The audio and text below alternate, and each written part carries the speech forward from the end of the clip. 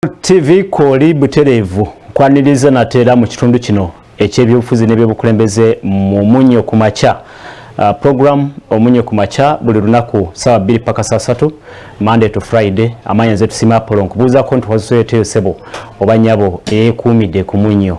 Enaku ziri musanvu mwezi gwa January omwaka 2021 ekitegeeza nti enaku tubulayo nga musanvu goka tutuuke ku lunaku olw'okulonderako president ne members of parliament. Zeno mbala nakunga mukaga zoka kuba olw'omusanvu lwe tugenderako kusuula akalulu. Tulowooza nti weetegese yonna gy'oli mu kiseera kino ekitali kyangu ebyobufuzi wakati mu kusomoozebwa okw'ekirwadde kya COVID-19. Nkwaniriza mu program olwaleero tulabawo embeera y'okwetegeka. Mwami Justice actually Honorable Justice Simon Byabakama olunaku lw'eggulo yatukakasa nti ensonga yo etambudde bulungi nga asindika oba nga ali mu ntegeka ey'okulaba nti ebikozesebwa mu kulonda bitandika okutambula okutuuka mu districts ez'enjawulo mu ngeri ey'okwetegekera akalulu ak'ennaku z'omwezi 14 n'ekiseera ekinaddako mu maaso awo.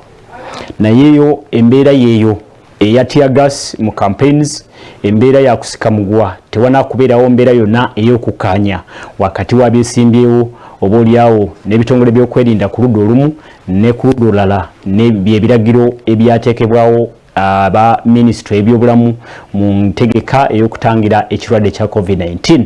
Naye ebyo ebyobufuzi bigenda maaso n'akalulu nako tulaba nga lazima kajja genda maaso oba olyawo. His Excellency the President atenga ye candidate w'ekibiina kya National Unity Movement yavuddeyo neera n'akaatiriza nti tewajja kubeerawo muntu yenna atataganya embeera ey'okulonda, tewali muntu yenna ajja kubanga tulemesa okusuula akalulu kaffe n'okulonda obukulembeze bwaffe obunatwala mu kisanja eky'emyaka 5 2021-2026.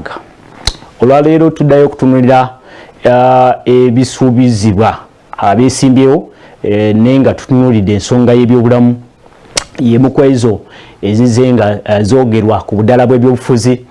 Tukimanyi bulungi nti okuva mu mwezi ogwokusatu eggwanga lino bwe lyalumbirwa ekirwadde kya COVID-19 ebyobulamu byafuna okutaataaganyizibwa mu ntegeka obaolyawo nga sectors endala zonna, naye tugenda kwetegereza damage ne impact eya COVID-19 ku sector ebyobulamu yo yali yenkanaki oba tusobola okukwasaganya ensonga eyo tutya okulaba nti ebyobulamu biddayo ku line.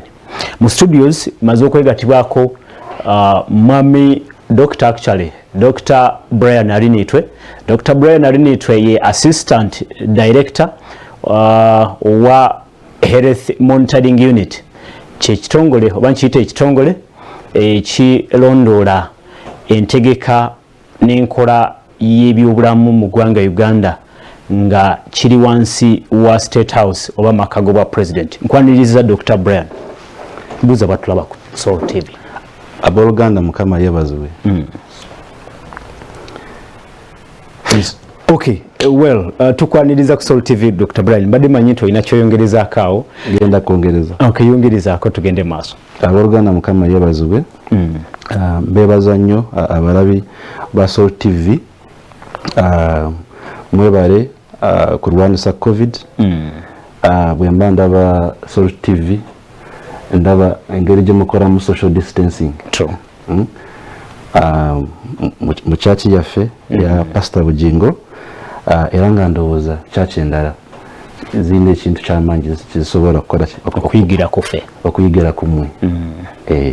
Okay, Dr. Brian, tetugenda kulwawo ojja kusooka otuwa report state oba embeera y'ebyobulamu mu ggwanga Uganda eri etya kati we twogerera nga tumaze okutegeera nti ekirwadde kya COVID-19 era kyataataganya nnyo system ebyobulamu mu ggwanga Uganda. Tuyimiridde tutya kati?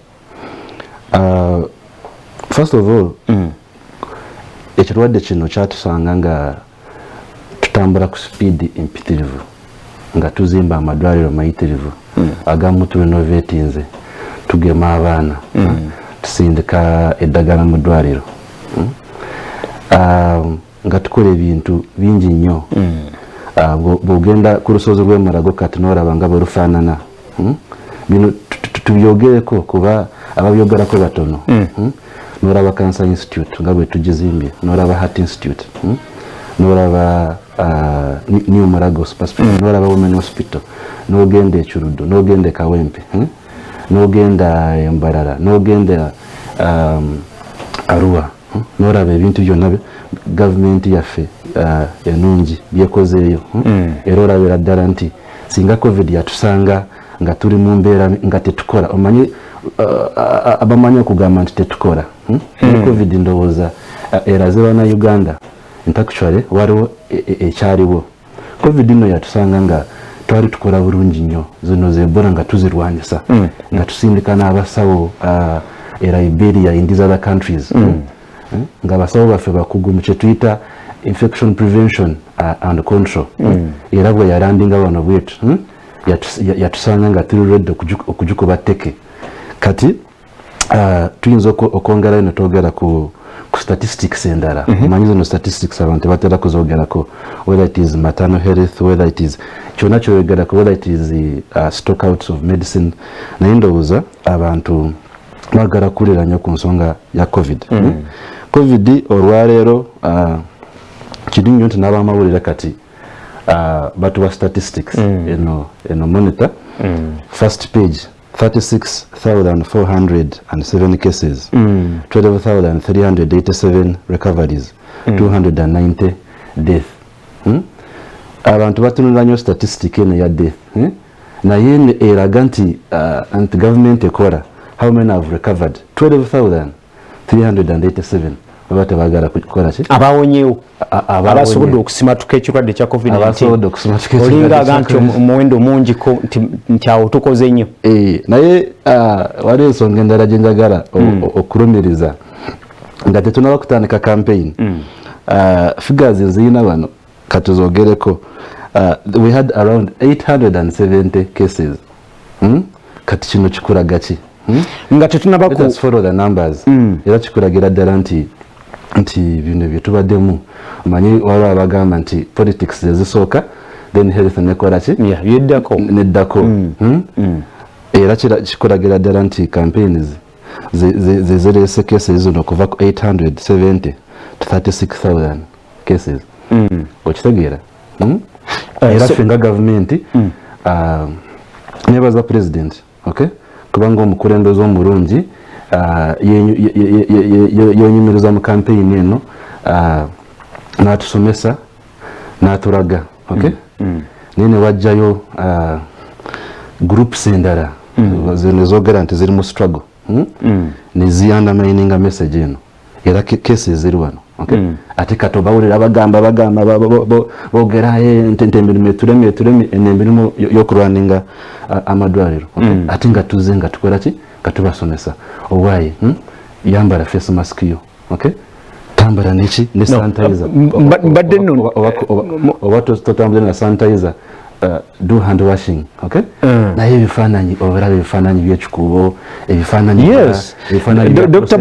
Dr. Brian mbadde njala kunenya mmwe ne banno nti ogamba tukoze bulungi naye nga cases zirinya omuwendo gwa cases abalwadde gweyongera bweyongeze simanyawo bosobola kinyonyola nti olumukola naye nga omuwendo gweyongera kulinnya si kuba mala mumanyi oba si kubanyoma ku kyemukozeewo naye nandyagadde olireetinge ku effort ne system gibadde ogaa nti covid yatusanga nga tuli ready then olireetinge ne cases infection is rising cases of infections kati first of all singa tetulina mugaso singa tewali kyetukola cases tezandibadde wansi bweziti okitegeera twandibadde US omanyi cases eyina 21 million oba nkutwale Kenya oba nkutwale Tanzania nkolage cases ebayina cases za Tanzania ntono kingezako kukola 25 mu musanvu oba ya Tanzania yoverala atobe manyi fe tuli very transparent okay tukwata cases zaffe ne tuziwanika netuzitangaza netuziraga abantu okay sagala kuddayo nnyo naye Abannayuganda abasinga bakola ki babitegeera n'ebifaananyi byatambula nga baziika abantu ekiro babijjukira so sagala kola ki sagala kuddayo nnyo okay so singa twali tetuyina mugaso oba tewali kyetukola cases tezandibadde wano point eyokubiri fe abatera okunyonyola Abannayuganda ebirungi ebiri mu madwaliro ga gavumenti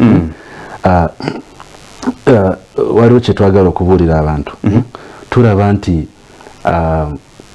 tulaba nti ate kati abanene bonna buli omu addukira mu ddwaliro lya gavumenti singa tewali kyetukola lwaki buli omu addukirayo kuba kati bazudde nti tulina zi ICU nga zikola ki nga zikola tulina zi oxygen plant bano mwagambanga nti baddukiranga omanyi naye yafuukako ensonga nti baddukiranga India baddukiranga Germany bali wano okitegeera badduka zinakasero badduka weya sikugamba nti gano amadwaliro ga private sector si marungi zinjagala nnyonnyola abantu private sector ino kukola ne public sector nga tuli mu lutabaalo olw'okukola ki olw'okutereeza ebyobuweereza by'obulamu nkitegeera kati oba osazeewo okugenda enakasero oba osazeewo okugenda eri it's entirely up to you oba ogenza eri waliwo abatasobola kukola ki abatasobola kugendayo lwakuba maybe baseera oba tebakola ki tebasobola okitegeera kati zi ICU tuziyina zi oxygen tuziyina okay twannyonnyola abantu so gendako katono nnyo ate kati lwaki omanyi kati lwakuba tuli mu byabufuzi lwakuba mutugamba nti politics ezisooka health neddako kati tuli mu sizoni y'okunoonya ow'okubuleminga tegeera abantu tunonyayo gwe tunenya kati President Museveni yalina okujja n'akwambaza face mask okay okitegeera yalina okujja so ne face mask government twakola ki twazigula zikyaliko ebibuuzo face masks ebibuuzo bireete tuyinza okubiddamu anti kyekyo nti wadde sente zafuluma eza face masks actually nfunye omukisa nti gwe kennyini oba ekitongole kyammwe kyekisobola okwanukula bulungi ku nsonga eno nti mwe mulondoola ebyobulamu n'entegeka zonna okutwaliza wamu face masks sente zafuluma ezogula face masks naye n'olwaleero ne mu kibuga wano mu Kampala ne Wakiso waliwo batanakufuna face masks nalabyeko report nti face masks zakagabibwa ziri miliyoni ziri 26 somewhere like that simanyi tuwe ensonga lwaki abantu banakufuna masks sente zafuluma naye ate obulwadde buno bweyongera kati muganda wange Apollo nga bwe nkugambye tuli mu season ya politics ate kati twayingira ne era ya social media buli omu kati yafuuka just journalist ne ku social media aba reporting abakola ki ekirungi nnyo sente zakola ki zafuluma okay ne face masks miliyoni ziri 24 mu emitwalo 9 masks ezakagabibwa kusinziira ku report ya Ministry of Health kusinziira ku sente ezafuluma ezo ze mask ezakola ki government zeyasobola okukola ki okugulako at that particular time era ne distributing the most vulnerable naye nze waliwo ekintu kyentera okwewuunya first of all ensi yaffe tugimanyi okay we are a third world country tugenda mu nsi ensuubize which is a middle income whatever state or maybe a first world country okitegeera kati ezi sente zezaaliwo at that particular time tulina ebyokukola bingi tulina ebyokukola bingi ari neitwe this is important government obekugambye nti zino ze sente ziriwo this should have been treated as a priority mandibadde buli Munnayuganda waali kati ng'alina mask yes it was treated as a what as a priority no linda kukatono ate kati if it was not a priority would government have allocated such funds but only 24 million oyina okusoka nokola ki noyavula problem Abannayuganda abasinga they want to start now but those are the funds which are available let me ask you something kati waliwo ensonga buli kimu tutunula government okay government obeguze government pledged government ye yamanti agenda kuwa buli Munnayuganda mask miliyoni 45 bannamunyawo nga bwe tuli neno lwaleero masks batugamba nti ziri milioni 2.9 ezakaganda wange what happened era n'ensonga eno mwaraba permanent secretary wa Ministry of Health Dr. Dana Twina ng'avaayo ng'awa accountability ng'atunnyonnyola ng'annyonnyola abantu answer eri kusinziira ku ssente gavumenti ezaaliwo zeyafulumya ekizibu ssente kusinziira ku ssente ezafuluma those were the masks which could be what which would be pressure naye the most important thing omanyi tutwagala nnyo okutunulira ensonga ndowooza ezituleetera okuba nga tetudiscussinga nsonga bulungi gavumenti oba eguzeeyo ezo eno face mask eno gyenyambadde nagiguze mu pharmacy siringi 10 ya 10 you get it why can't we naffe nga bannayuganda omanyi nti bannayuganda okimanyi nti waliwo bannayuganda batasobola kwetuusaako era sente olwa embeera gy'omanyi obulungi mu ggwanga lyaffe Uganda ey'obwavu waliwo abagenda okutunuulira mask nga ku lisiti yaabwe ya priorities eri wansi kubo olw'embeera yaabwe ey'ebyenfuna gyebali ndowooza wewaava ekirowoozo ekyoga nti gavumenti egulira abantu mask anyway tusobola okivaako ekyo ate lwaki tukivaako njagala abawulirizi ba Sol TV bakitegeere bulungi kati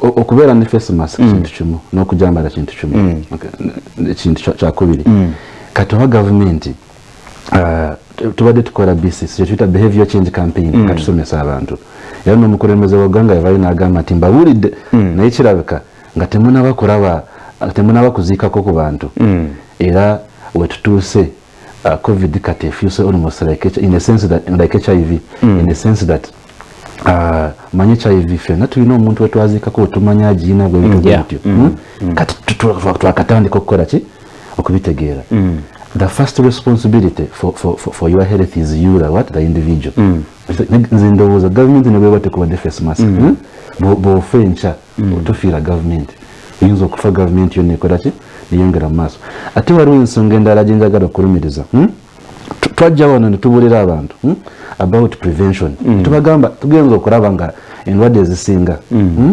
you can prevent okitegeera ne batuvuma ne batukola ki tumugenza okulaba amadwaliro ga gavumenti temulina kyemukola kati mugambe tukole prevention after that covid nekola ki nejja era covid eddagala teririiwo okitegeera singa omukambwe terina kubeera it's about prevention singa abantu batuwuliriza luli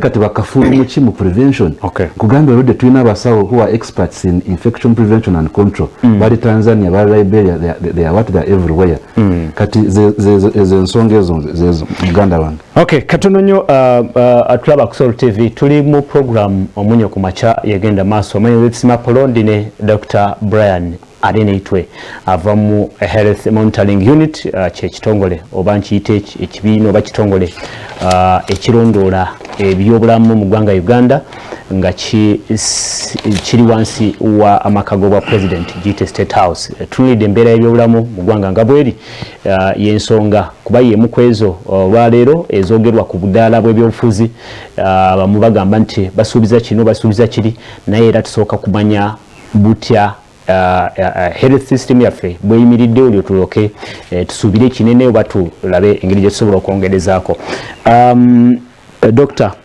Ndoza tuwe ekifaananyi kati tuve nga tuva ku nsonga yennyini soko tuwe ekifaananyi tuyimiridde tutya ICUs mu malwaliro gaffe ziri zitya kyembadde mbuuza wali mu ntandikwa tuwulire kiri kitya nga bwengezako okunyonyola ebyobufuzi byatujja ku mulamwa ne byonoona ensonga ezisinga ojjukira covid nga yakalandinga wano nga waliwo message bwatambula ku social media nti tetulina ICUs tetulina ki ojjukira kyenkunyonyodde ku prevention waliwo nga baali bapreparinga bannayuganda okuyingira ICU okitegeera naye ffe nga tubagamba covid is about what prevention yambala face mask sanitize tetulina ICUs kati in fact bannayuganda tusiimeko okitegeera kubanga covid eno yali etambula speed nnyo ng'esinga ne science kyova bate eddagala tetunabakola vaccine zakakola kye zakafuluma naye ne tuorganizinga Namboole as an isolation center ne tumaliriza ICU y'Emulago ne tugenda mu regional referral hospitals zonna ne turenovatinga zi ICUs nga twatuula ne twewuunya kati if there is a case in Kabale, if there is a case in Arua or Karamoja mukitegeera so emirimu yonna yakolerwa n'okutestinga covid eyo bwe yatuukira bano nga ne kampani zaali zakatandika okudevelopinga kyetuyita testing kits nga testing kits za bbeeyi nnyo okay naye government nekwata obusente nekola ki negula netusettinga up laboratories ndowooza mujjukira story ya truck drivers anti oluusi tumanyi okukolabira nnyo laboratories era egumaraba mutukola Mirama Hills ezo laboratories zonna netukola ki netuzizimba olaba ombuuziza ekibuuzo nti covid yatusa covid ino abantu ensi zonna zeyasanga tewali wezaali mu byobuweereza by'obulamu era zakola kiza struggling n'endala zino ze batera okutuwanira France biki mugenza okulaba zonna nga bannayuganda tusiime Katonda kubanga ekirwadde tekitukubye kuba ba social media eno gyembadde mbagamba tugenda kufa ffenna tuveewo watukole ki naye tukoze ki tusigadde nga tukyaliwo abafudde biibo kuva etuuka wano tukola naye Katonda akoze ki atuyambye okay bwobanga ow'ekifaananyi kati we tuli ate nga tulaba cases zikyeyongera bweyongezi tukyasobola system yaffe ey'ebyobulamu ekyasobola okumanaginga zino rising cases oba waliwo kati tunafuye simanyi osobola otuwa ekifaananyi ekyo nga bwe mba nnyonnyodde covid yatusanga nga waliwo kye tuyinawo ekyo njagala mukitegeere kituufu ekyo tukitegeddemu waliwo kuba obubi naye nga toli bubi nnyo okitegeera mujjukira nti ne mu nsi ezirwanyisa covid batuwako ekifo ekyokumi nti tukoze bulungi nga abazungu batuyigirako wano kiki tukoze Uganda naye bino zino ensonga tetwagala kuzoogerako twagala twogere ku ICU abafudde abakoze eki so ffe nga gavumenti kino njagala abantu bakitegere bulungi twakola omulimu gwaffe twabagamba nti what waliwo ekirwadde ekibi tusooke tupozinge nga bwe yabagambamu netuteekako lockdown eyo netuyamba wano mbawadde figures abantu tebagala kulaba figures nga twakava mu lockdown twalimu almost cases zaali ntono nnyo zibawadde wano nyinza okuziddamu kati newabeerawo kino ekintu kya public health versus financial health okay nga Abannayuganda abasinga bakola mmere ya leero kati fenga gavumenti netugamba tukoze omulimu gwaffe kati gwe nga Munnayuganda kati akapiye oba mwakiyamupiira responsibility yadda erife individuals is your individuals era tulabye nga individuals we have failed. That's why the cases are rising. Increasing. Because human nature fe twagala nnyo okubuleminga. Now we are looking for who to do what? We are looking for who to blame. Okitegeera? But I was asking, Arinitwe, answer my question. We go forward.